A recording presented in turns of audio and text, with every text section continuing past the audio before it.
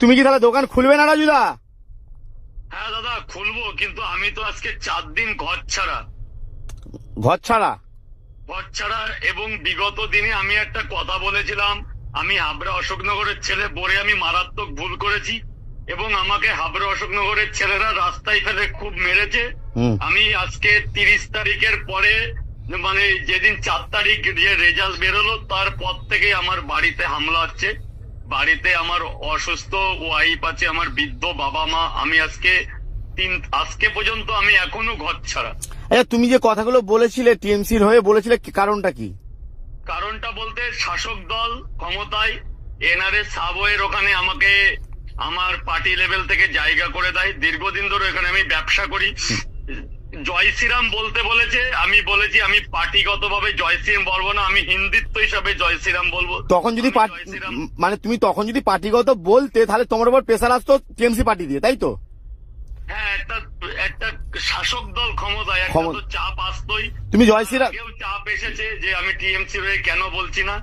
আমি খেটে খাওয়া মানুষ, আমি না দেখো দাদা, আমি আমার একটা ওপিনিয়ন দিই। দেখো, শাসক দল যখন থাকবে, এখন বিজেপি এসছে, এখন বিজেপির কথা বলতেই হবে, কিছু করার নেই, এটা নিয়ম।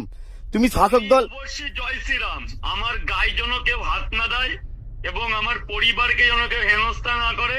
আমি অবশ্যই জয় শ্রীরাম, জয় শ্রীরাম, জয় জয় শ্রীরাম। দেখো, জয় শ্রীরাম তখনও তুমি বলেছিলে, কিন্তু পার্টিগত বলনি, এখন তুমি পার্টিগত বলছো।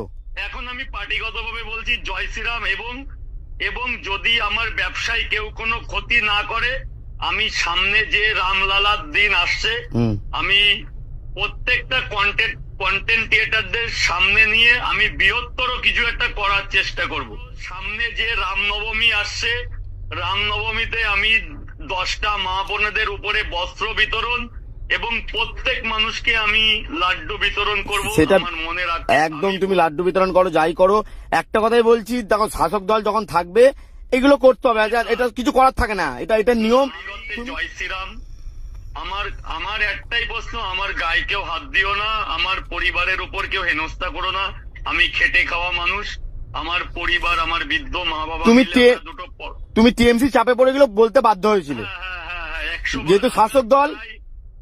হ্যাঁ, শাসক দল। তারপরে আমি পাড়ায় কোনো পার্টিগত ভাবে নেই, আমি কর্মের জায়গায় পার্টিতে আছি। কেন আছো? তোমার জায়গাটা করে দিয়েছে তাই তোমায় বলতে হবে। করে দিয়েছে তাই, কিন্তু আজকে আমি জয় শ্রীরাম, জয় জয় শ্রীরাম। আমি একটাই কথা, আমি শিব মন্দিরে মাংস খেয়ে আমি মারাত্মক ভুল করেছি।